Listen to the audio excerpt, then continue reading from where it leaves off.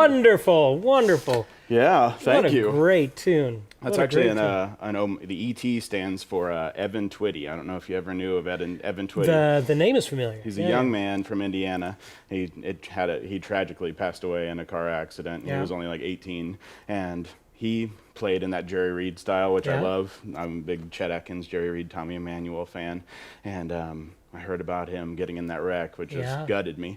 And I figured most people write a ballad after someone passes away, and he was just really bombastic, and I figured he would have loved to have like a rock out thumb picking tune. So that's my homage to Evan. So rest in peace, Evan. And you are from Indiana as well. Yeah, Batesville, Indiana. Yeah. The home of caskets and hospital beds. Oh, there you go. I don't know. It's a grim business up there. There you go. Tell us about that amazing sounding guitar that you're playing through. What is that? So this is a Maton Messiah. This is the kind of the top of the line before you get to their custom shop, which is now a new thing because Andy Allen stepped away from Maton. So the Maton guitars are made in Australia. It's made famous by Tommy Emmanuel, and Peter Frampton plays them. A lot of great finger pickers play them as well.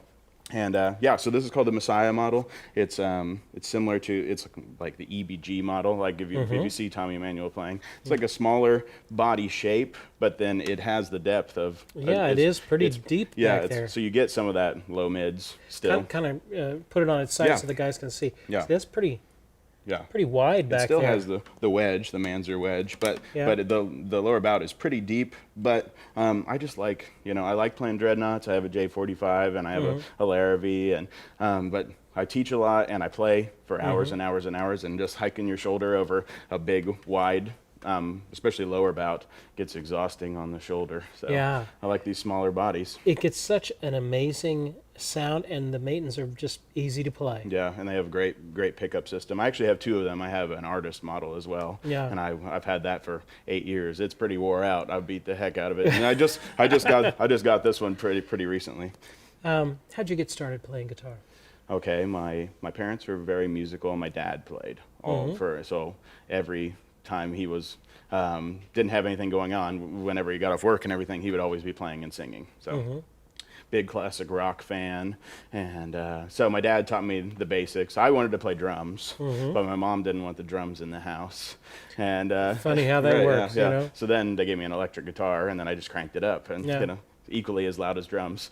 Good. So my dad taught me the basics when I was about 11, and just playing songs and classic rock and learning things by ear. My dad was kind of self-taught, and I would watch him listening to the radio or listen to a song and just immediately pick up what key, and I just couldn't even fathom how you did that. Yeah. And I really didn't take it that serious when I started. I did it kind of as a hobby, just for fun. I was pretty ate up with it, but not like, I wasn't like, oh, let's have a regimen, 45 minutes, 15 minutes on this. It was just kind of like, learn as many things as possible, try and develop my ear, really. So, and then in high school, I got more interested in some finger picking. My dad had a really cool CD collection, and I can't remember, we had a John Williams, the classical guitarist, and then I can't remember if he had a Chet Atkins greatest hits.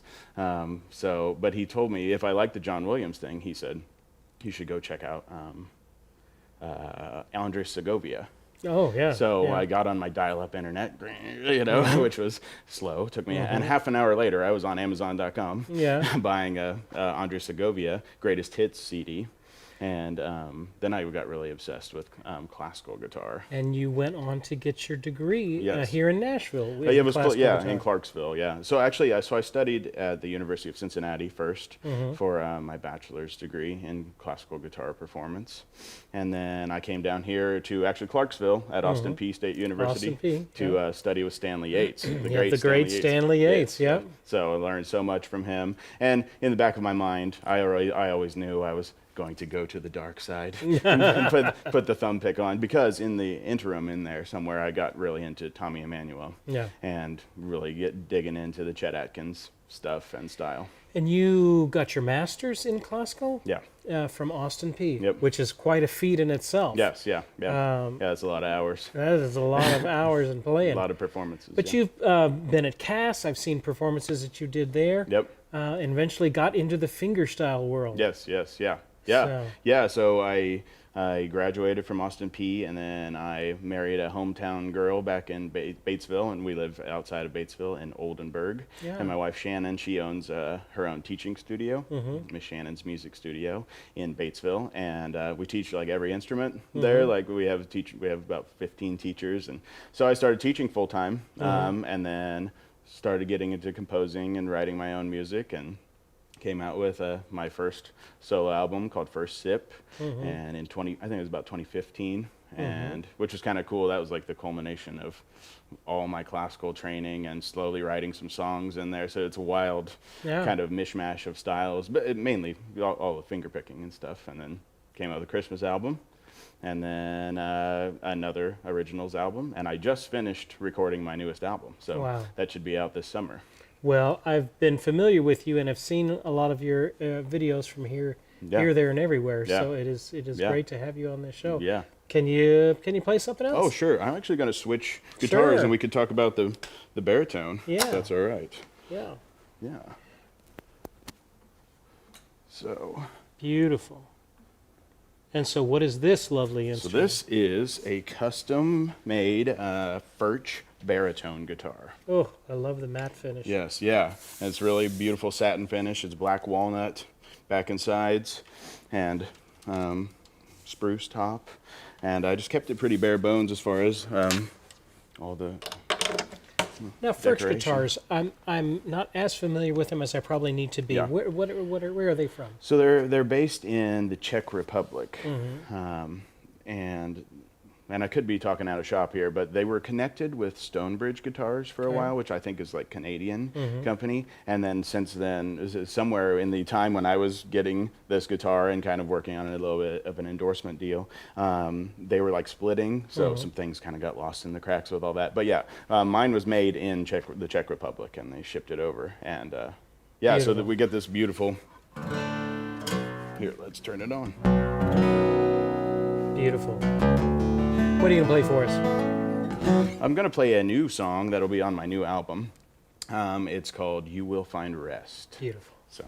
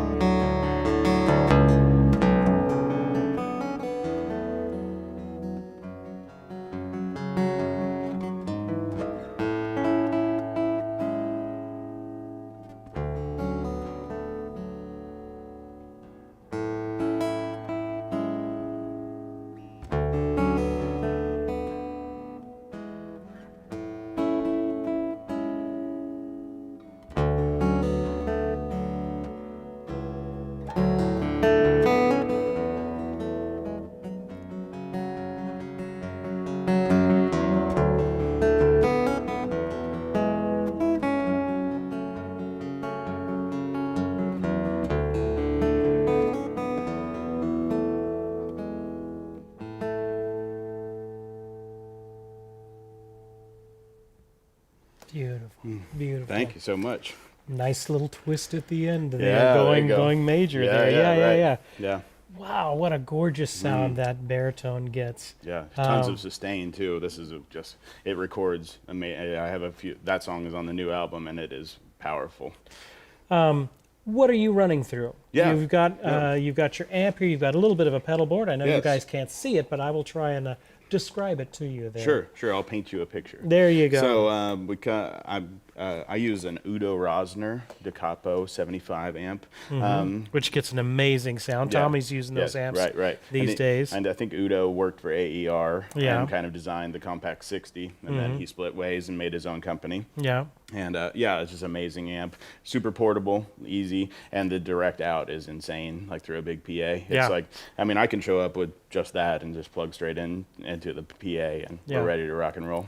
And what you are hearing out there is just a direct sound from his amp. So it's going from his guitar into a couple of pedals, which we'll talk about, into his amp, and the amp is going right to the board. So what you are hearing is actually the sound of the pickup. Nothing's really mic'd here. Yep. And it gets such a great sound. Yeah, it really does. It really does. And I use it, you can use it on stage as kind of a semi-monitor as well. And it has a little bit of shaping that you can do. You have to... The Udo is really set up for Tommy Emmanuel. So one thing just to note, if you do have an Udo Rosner, the line out is dry. And so no effects. And it really has a beautiful reverb that I wish would go through, but it won't come out of the DI straight out because Tommy's going to have Steve do his front of house and have amazing reverbs and delays. So just to note it, you can get someone, a professional, to a hot rod at in there. It's like Udo put the instructions, so that you can control the EQ out. So I have that done, so I can at least have a little bit of shaping before it gets to the desk. So it's not only just the reverb it doesn't let through. Yeah, as standard stock, the way I understand it, everything is just flat. It's flat. Okay. Yeah, you can control how much you send. To it, but the master. So just to note. And then what about on your pedal board? What are you running through here? So this is my small acoustic pedal board. I have a larger one that has tons of crazy pedals for my electric rig. I do play electric as well. So I just go straight into a Boss TU3 tuner. I've been using that for ages. It's really easy to use and easy to see. Nice bright lights. Yeah. Then we go into the Boss GE7, which is an equalizer pedal. Let me just say, EQ pedal. The EQ, the GE7, that Boss pedal, which has been around forever, and they have those little EQ pedals. Boy, that is the secret sauce. If you need a little of this and a little of that, that little pedal, everybody from Tom Bukovac, that's just the little secret thing. Yeah. If you need a little bit more of this frequency or that frequency, it doesn't give you... I've got some where you do it on your phone and you can give you any frequency, and it's like way too complicated. It's got 7 bands. It's perfect little thing. If you just want to add a little bass, add a little treble or whatever. Right now you've got it pretty much flat, looks like. Yeah, I just usually flatten it out. I use it in so many ways, too. It's really, I saw Tom Bukovac talking about it, and then when I was building my pedal board, I got really geeky into it, and I watched That Pedal Show on YouTube. Which is a great show, I've watched like every episode of that to learn how to have a professional sounding rig. Yeah. And they talked about, they had a whole video on EQ pedals and I use it in a number of different ways. If you're getting to a hall and you're playing, or just any venue, there's a weird frequency, you can kind of dip it out. It's just happening with the room. Usually, and then when I play in my like classic country cover band, I use it as a solo boost. It has gain on it, so I just crank the volume a little bit. Maybe a little bit of 1.6K to brighten up the sound, and it just pokes you right out of the mix. And so it's been great. I use it in a lot of different ways, whatever I need. Yeah. It's just nice to have on there. It is, because you find yourself not everybody travels with Tommy's sound guy and a world-class system. So a lot of times if you're a solo artist or playing in smaller things, you have to do a little bit of that yourself. Yeah, you need a little bit of control. And so that gives you the little bit that you need, which isn't in a lot of effects, And sometimes even when I move to use a different guitar, like sometimes on the baritone, I'll have the EQ set up a little bit better for the baritone, because sometimes it doesn't. Because that doesn't have a preamp on it. It does have a preamp, and it's like rechargeable, and so Just a little volume. Yeah, it has a piezo pickup, and it's the same as like the Maton. It has a piezo pickup and then a microphone in it, and you can blend the two. But you don't have like I'm not seeing a bass middle. Yeah. No EQ on it. EQ, which is kind of the Achilles heel of these acoustic instruments. Right. You kind of either have to go with the onboard cut into your guitar system, or you have to solve that problem somewhere else. And this is a good solution for that. Sorry to get off no worries. on a tangent, but that's a great little thing about it. Glad to talk about it. Then we go into the Boss OC3, the super octave. I may grab my Maton and we can even talk about that. Show us what that does. Yeah. And I think there's like an OC5 now. Yeah, so the main reason I actually got this OC3 used on Reverb, just because they were kind of hard to find. They're hard to find. Yeah. So I got the new ones have come out, but those OC3s are kind of getting to be a little collectible. Yeah. So I think that the OC5 does a similar type thing. What I was looking for, so what it is it adds a low octave. But you can choose what frequency it kicks into.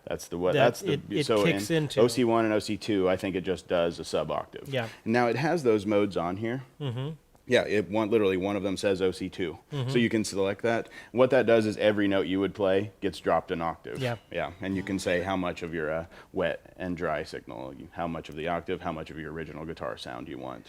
And what these do, guys, is it gives you the flexibility to where I only want that lower octave when I'm playing, the low two strings or this frequency or something like that, which is so beneficial for acoustic guys. Especially for fingerstyle. Yep. So I put it in poly mode, is the mode you're talking about. And what you can do is there's a threshold knob, I believe it's called, and you select that cutoff point. So you can play along the string. Yeah, play a little bit for us so we can hear what's going on. Let's see what's going on. So we got it.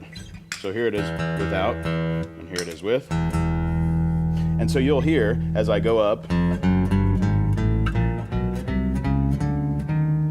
it's gone. I have it set up to cut off about the D string, the open D string, the fourth string, because sometimes and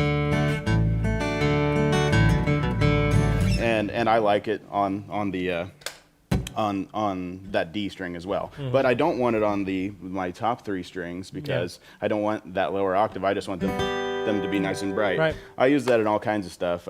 Sometimes in the country band for. Sounds great. Just if you don't have a bass player and you're just doing kind of finger picking. And then I have like an arrangement of a Dua Lipa song, the Dance the Night, and it's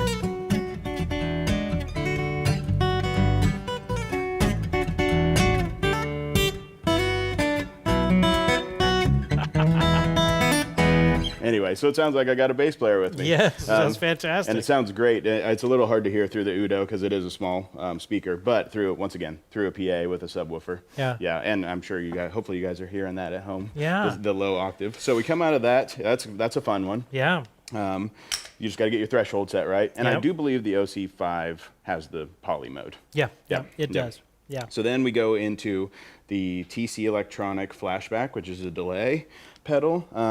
Once again, in the classic country thing, I use it as a slapback. It's pretty subtle. Yeah.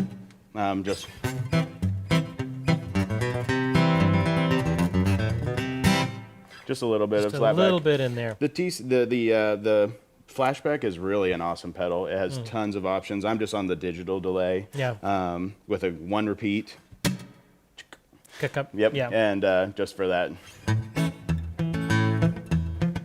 It's a great sound for that. But you can get wild with it. You can do the whole Albert Lee repeating things, and it has tons of settings. And then you can even beam.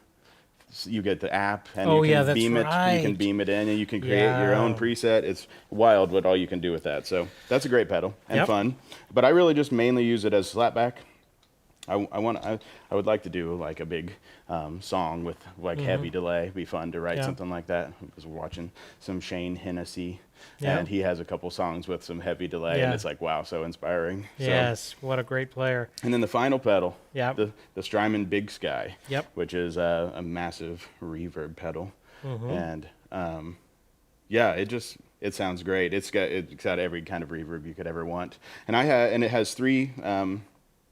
Presets on top with the three switches, and I just have the first one is set up as a room,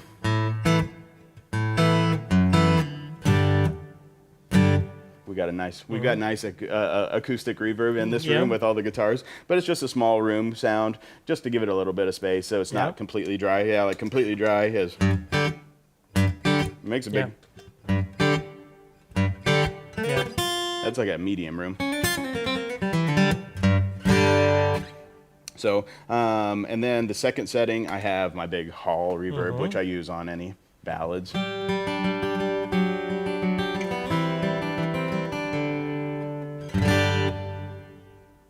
Yeah, there it is. Yeah. I don't like it to go too crazy. And the thing I do love about the Big Sky is it's really easy to edit everything. Everything's on there's all these knobs. I don't like going through menus and all this stuff. All the knobs are on the top.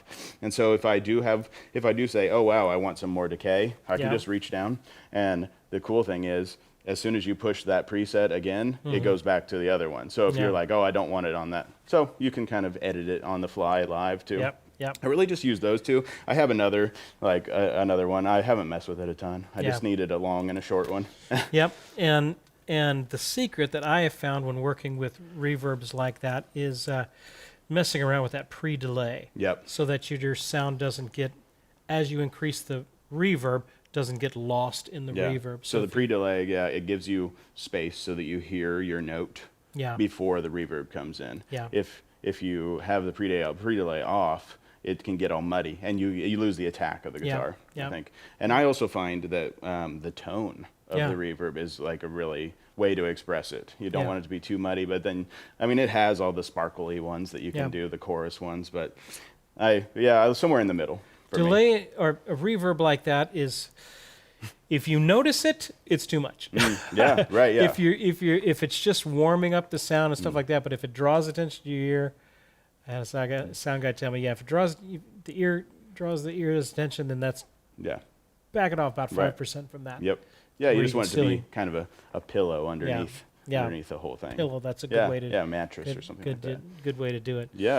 All right, we'll let you come up for air here for a second. Bill Harrison is saying that guitar sounds amazing. Yes, I will agree. Ron Wade says, hey, Bryce, will your new album be ready in time for Cass? That is the goal. It is being mixed and mastered by the great Antoine Dufour right now. Oh, my goodness. So as long as everything goes straight, the goal is to get it out by Cass. Good. Yeah. Good. It's in the fingerstyle world, guys. It's been a little bit of a sad week for us. The great Rob Poland, the head of Candy Rat Records, which is kind of the home for so much fingerstyle, especially modern.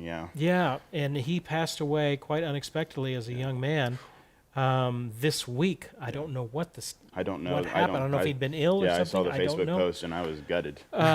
Everybody has come through Candy Rat. Starting off with Don Ross, and they were kind of the home for fingerstyle. Back in the old days, it was a little bit on Windham Hill, a little bit on Narada, kind of the new age ones back in the 80s, 90s or whatever. But then Candy Rat came and took over, and that was all Rob Poland and his wife Holly. And so it has been a sad week for the fingerstyle community. Lost a great one with Rob Poland. I knew Rob just from, we would email each other back and forth.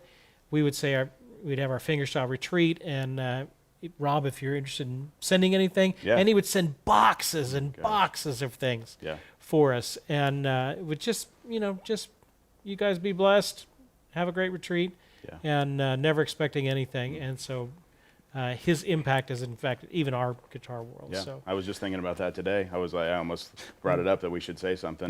Because I was just scrolling on Facebook the other night and I was like, oh my gosh. I mean, I remember being in high school and watching when we figured out that YouTube wasn't just cat videos. And people started uploading. Andy McKee's big one. Oh yeah, drifting. I mean, you saw that, and then I would like Gareth Pearson and Antoine Dufour, Don Ross, Ewan Dobson. I was obsessed with all those guys. It was so inspiring. And I was actually really into that style, more of the Antoine Dufour. more modern, maybe more percussive a little bit, but then I kind of found my home and just sticking to fingers on strings. Yeah. I'll let the amazing guys do that. But yeah, I mean, he was so nice. Candy Rat featured one of my music videos on their channel, which was an honor. I mean, all of this has been an honor. It's like being here. Yeah. And so, yeah, he was super nice. I just emailed with him and he was like, sounded great. Yeah, we'd love to have you on. Yeah. Yeah. He was one of the good ones. So our he was one of the condolences. good ones. Yes, to Holly and Candy Rat. And I did say in the post that they're gonna keep everything running, so no worries there. So that's good. Okay, we do have a couple of giveaways though. So Bryce was kind enough to bring a couple of CDs to give away. So tell us about this first one, and then we'll give it away. Sure. So this is my newest album.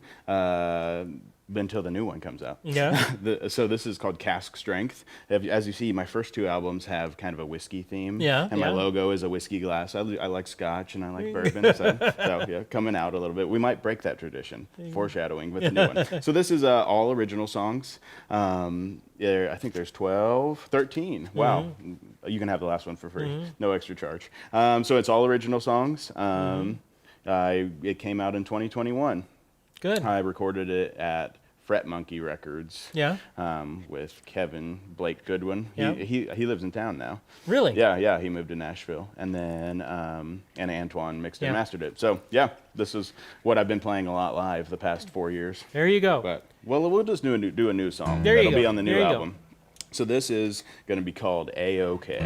Okay. I'm bad at naming songs. I have a whole story about this. This was just called the A song forever. I almost just stayed as the A song, but it's going to be A-OK. Thanks for all the suggestions, everyone.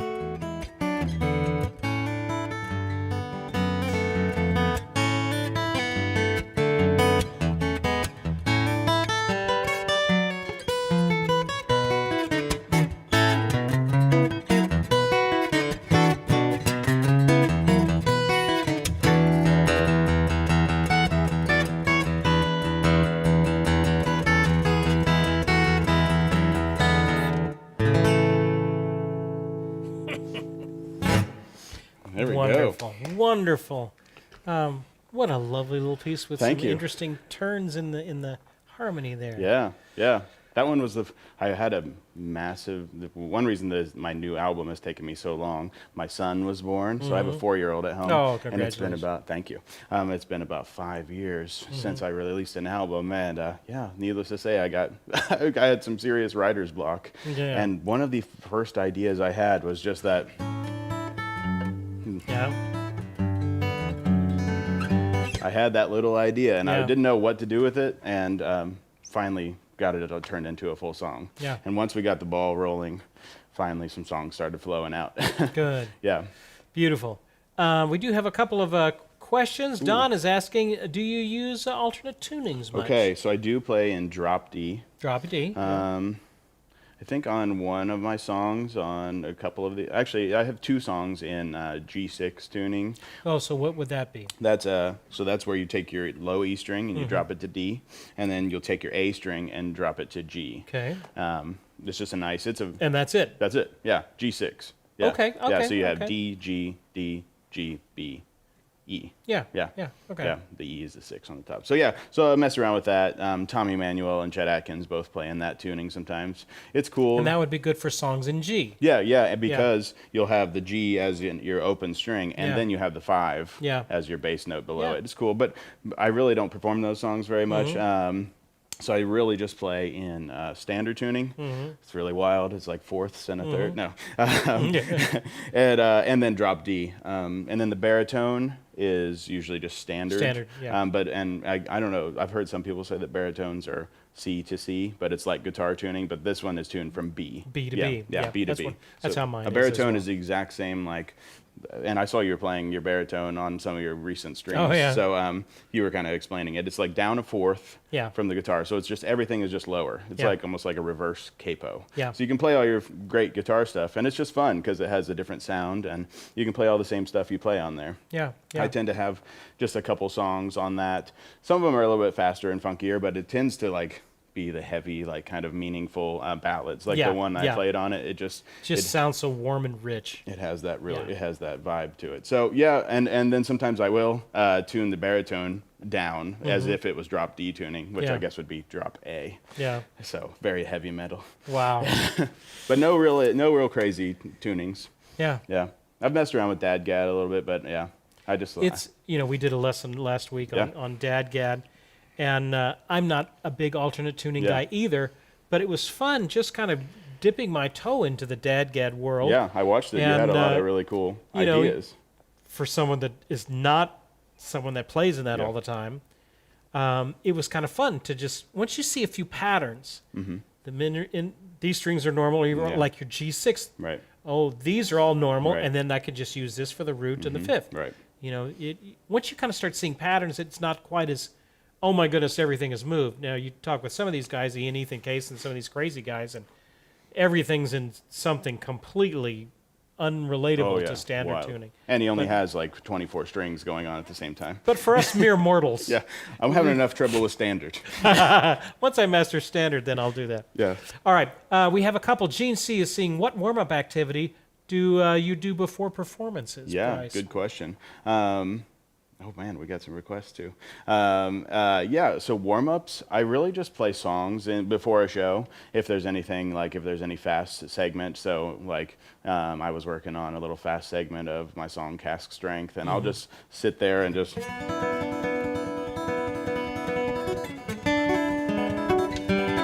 And I'll just work on tough things. Now, you are playing with a thumb Yeah, pick, so that's- tell us about your thumb pick. That's part of the gear. And I'm also playing with nails. Yeah, and you So got... being yes. from the classical guitar world, yeah, they're kind of wild. I have real nails, and then I use a Fred Kelly slick pick. Slick pick. Yeah, I've it's not heard the- seen his speed pick. Yeah, I don't really love the speed. Those are different My things. dad played the speed pick, and it was so funny. I was watching my dad. My dad had like arthritis and Yeah. stuff and diabetes, so he used a thumb pick, so it was easier to hold on to. Yeah. So if any of you have trouble holding onto the pick, or like it can be weird getting used to, but he would extensively play with a thumb pick, and I Yeah. was just like, that's old Yeah. man stuff. Like Yeah. give me. And so I started with a flat pick. But That's a and- nice size. Yeah, I love it, and so It a doesn't thumb pick, stick out as much as those. yeah, so I've Nationals tried do. everything, and I Yeah. know that some people get a national thumb pick and then they file it down and shape it. It's like yeah, I just need to buy something. Yeah, the Fred Kelly, like if you can see, it doesn't stick very far out of the thumb over here. And I like how tight it is. You got to find the right size for you, because another thing about the Nationals, it would get caught down here. Yeah. There's something about it, and then it flings off. And mid song, that's kind of horrendous. And now I kind of do a little bit of everything, but for many, many years growing up, I used a thumb pick and did jazz, kind of solo jazz stuff with a thumb pick. But I would, file those things down just like the thing, because it just stuck out so much. It's shorter and it's not very sharp, like it's not very pointy. Yeah. It reminds me, I just use like a standard like Fender shape pick, just the teardrop kind of. I use Jim Dunlop, like the thicker ones. Whatever it's called, like 1.5. But yeah, I really like these. I know some people don't like them, but and I've tried they have a thicker one too. That are white ones. Of course, the one I like is bright orange. So there you go. There you go. Yeah, Fred Kelly. Brian is asking, I think you mentioned that you play electric guitar. What kind of electric guitar do you have? Yeah, I have many guitars, as most of us do, So I mainly play Telecaster. So I play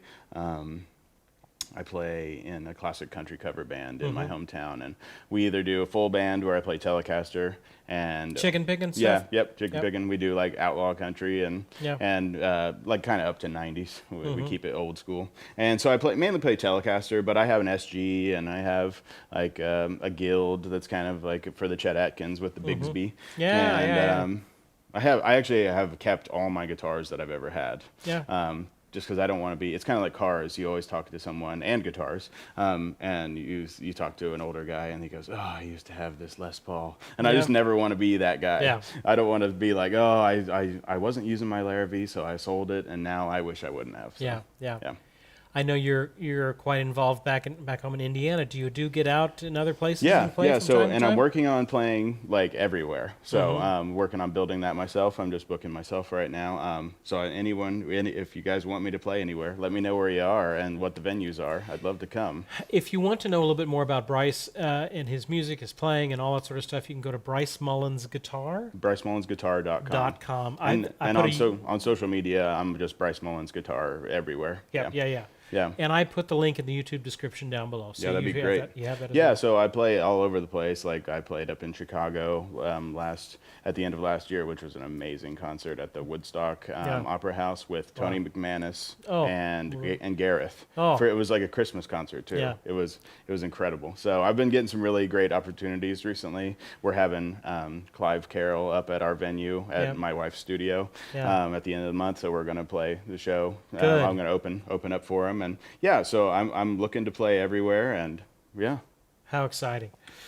All right. Tellaroo says you just can't go wrong with a telly. That's right. That's right. Oh, and he's Telly-roo. And he's Telly-roo, of course. Of course he says that. Bus Dude says Celticity? Ooh, that's my song. That's your song? That's one of my songs. We got a request. Is that a request? Yeah. Bus Dude. There Thanks, you go. Bus Dude. Bus Dude? Well, we can do it. All right. If you got it, we have to tune. We're in drop D now. Just like that. Everybody drop your Ds. Yeah, that's right. If you want to play along. Yeah, put your seatbelt on. And this is kind of a Celtic song, which is nice. We just had St. Paddy's Day yesterday. Good. This will be our salute to St. Patrick's Day. Yeah, we'll see what happens.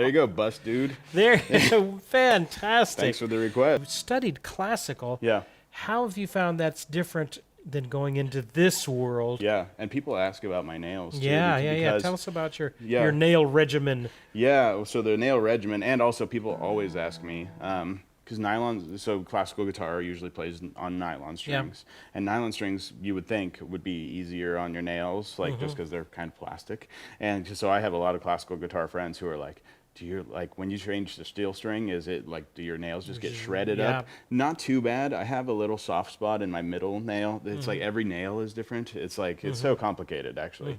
So I keep them shaped. I file them.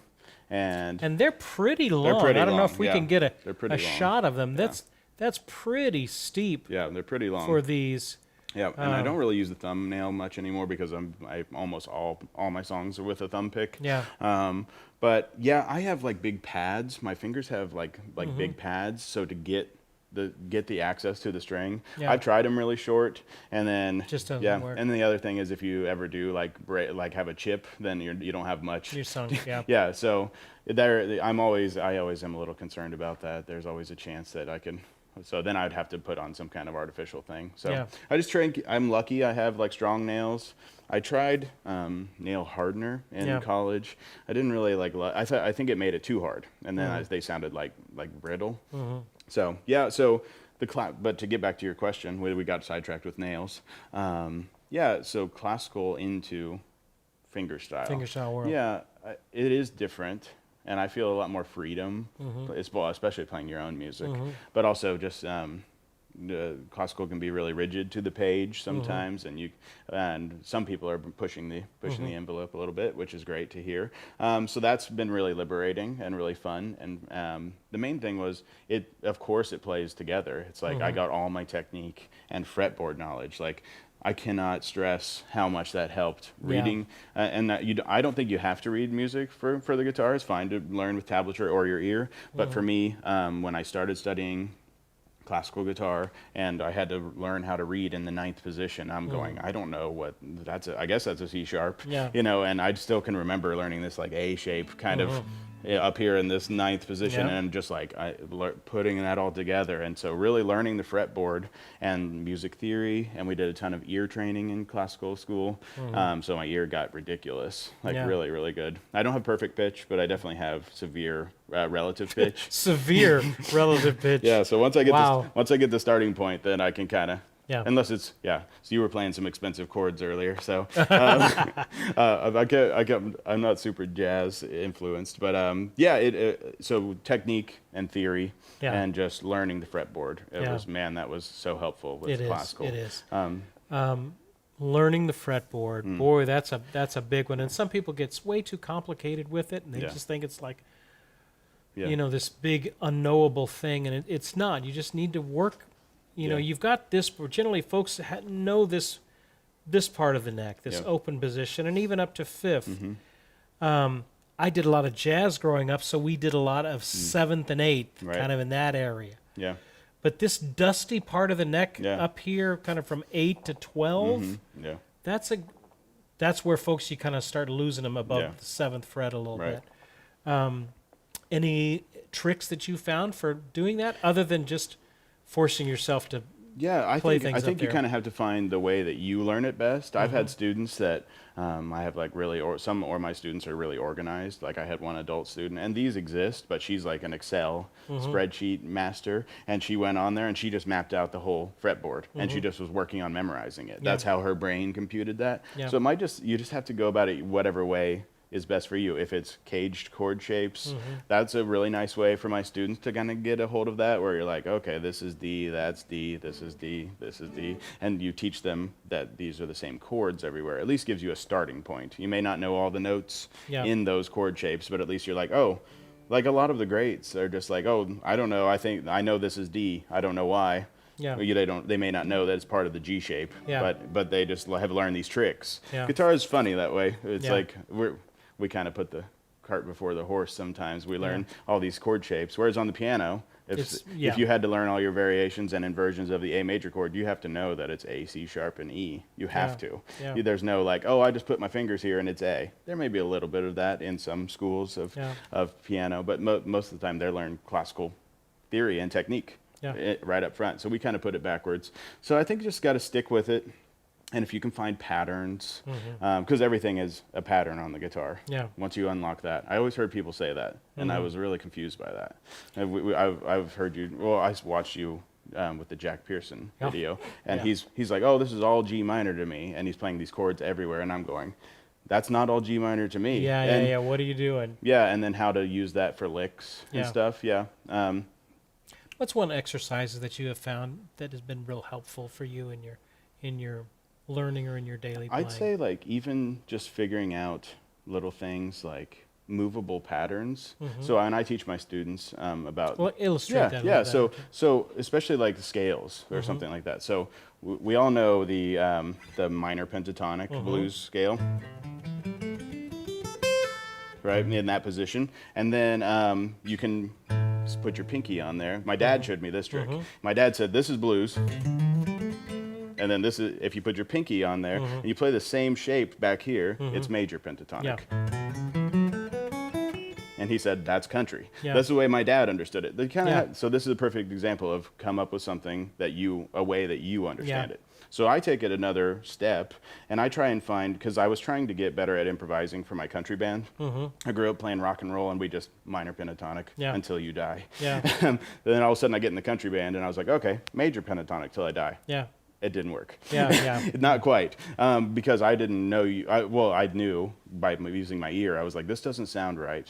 I need to follow the changes. So what I was looking for was small movable boxes.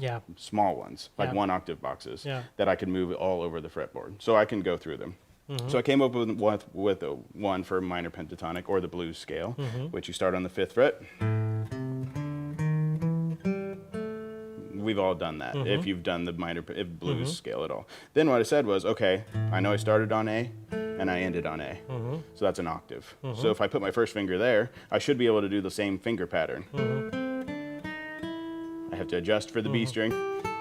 And then that's A, so I can do the same thing again. And then you got to go hunting. So I kind of broke it up into 1 octave boxes because then I was like, okay, anywhere I find that note, that could be up here. Then I just know I know where my home is. If I can find A, then I can always do that, and you practice it forwards, backwards, and you can come up with your own patterns as well. So I did that one, and then I'll show you the minor one that I teach the major one that I teach to my students. So you would think, oh, he's just going to do this, kind of, but that one uses 4 strings. It's not quite as movable, so I like to do. I mean, it's the classic, It's used in so many songs. So you start on the 5th fret of the big E string. You put your ring finger on the 7th fret, slide to 9, and then 7, 9 on the A string, and 7 on the D. So, guess what? Repeatable.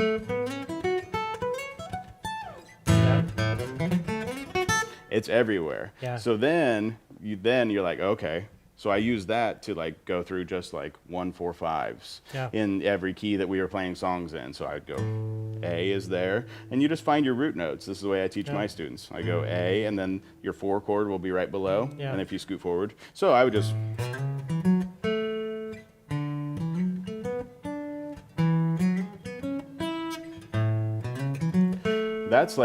That opened up so much for me, just being able to do that. And you can do so many variations. Play it forward and backward, throw in a 7th.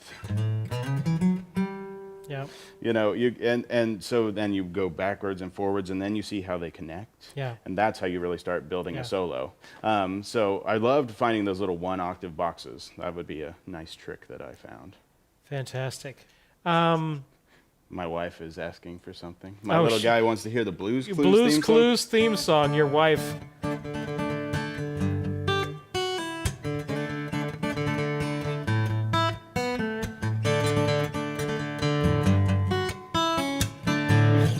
Kind of. There you go, Fantastic. Cain. There you go, Cain. Speaking of him, yes, I'm gonna play Cain's song. Good. So my son's name is Cain, and he was he was not the cause, but I was, we talked about my writer's block. So I knew he needed a song. I used to play this little intro as just a ballad to put him to sleep at night. Great. So yeah, here's Raising Cain.